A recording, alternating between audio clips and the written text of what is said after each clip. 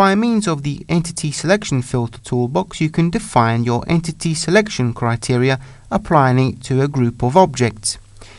For instance, we might want to select all building envelopes in the current drawing model.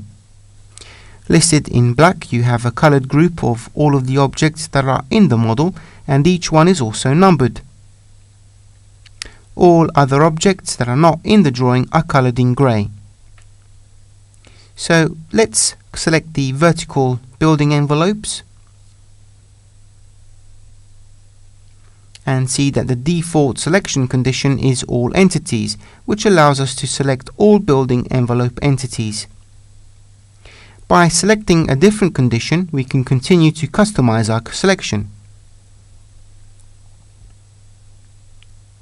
The condition might be related to any kind of object characteristic. For the vertical envelope, we have material layers, thicknesses, geometries, or just simply the materials.